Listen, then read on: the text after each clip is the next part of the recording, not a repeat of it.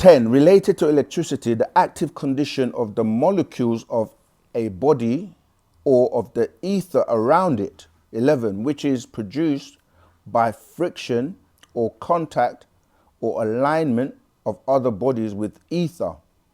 Magnetism, electrical, electrify, electro. Be alive as cell or atomic as element.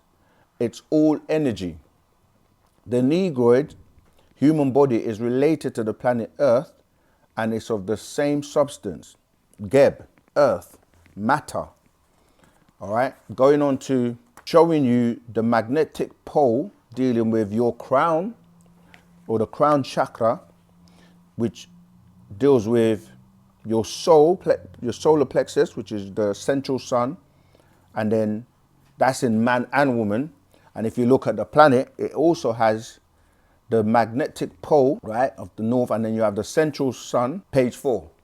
All right, so that deals with the fact that how you relate to the planet, because the planet, referred to as Geb, Earth, has a central sun and it has a magnetic pole.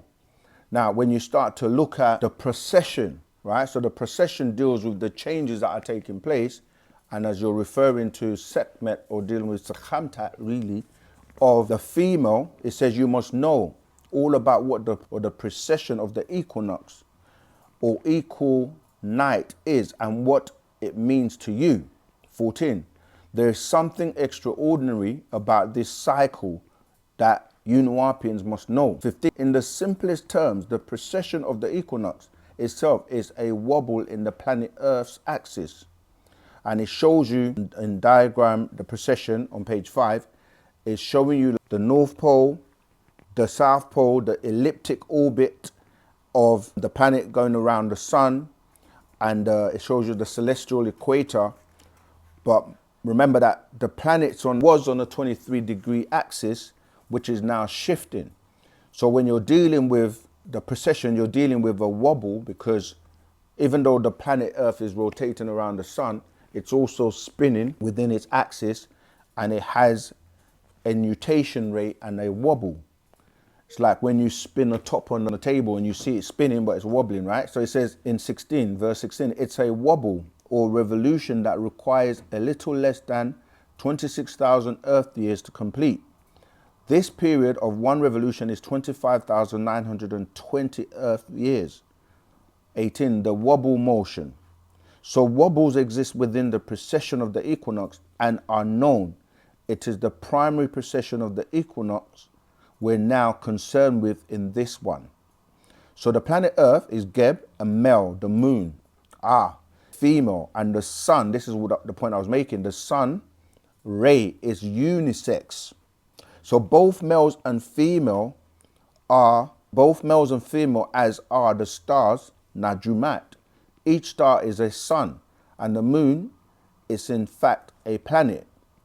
So I need to show you this diagram. Again, this is on page, if you can, page 7, which shows you the motion of what's going on with the sun and how it affects us, both males and female. Okay?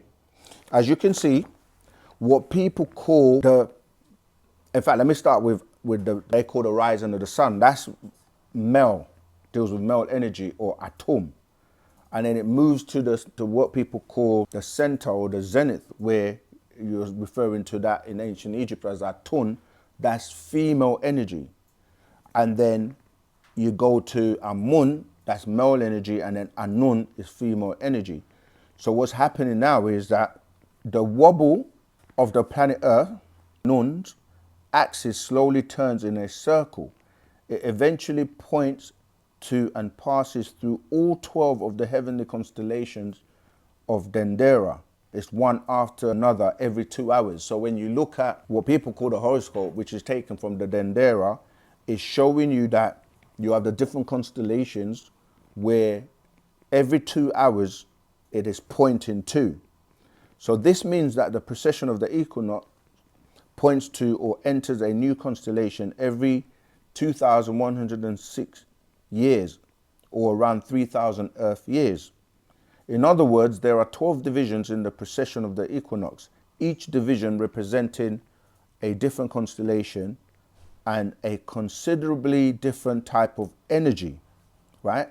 So you get different types of energy from the planetary bodies when you're aligned with them. And he says most ancient people were aware of the precession of the equinox of these 12 divisions of what they call the night sky from the oldest and first people on planet Earth, we Egyptians, and passed it on to our children, the Babylonians of Sumeria.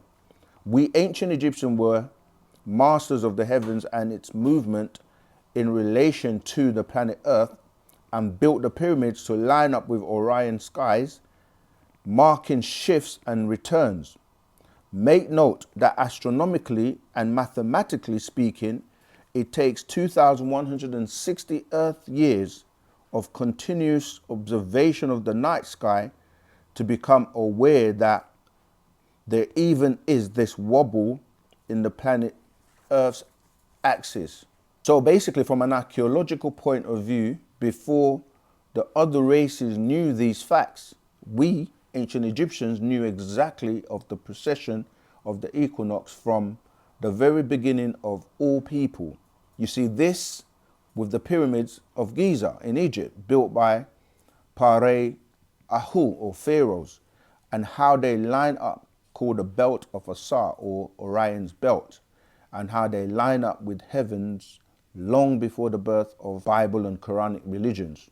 So when you look at the belt, you're looking at how they line up with Khufu Khafre and Min Kare, right? The Orions, how that they align with the Orion star belt. But anyway, I'm not going to read the whole actual fact, but it goes on to show you, as you're saying, that we're in a day and time where the female's energies are now predominant, and they should be rising up, and the reactivation of the feminine, the sacred feminine. And this is why, like say, that energy is coming to the planet now. So the woman needs to come back into her rulership as the first being and the one that gave birth to all male and females on the planet. All right, I hope that helps.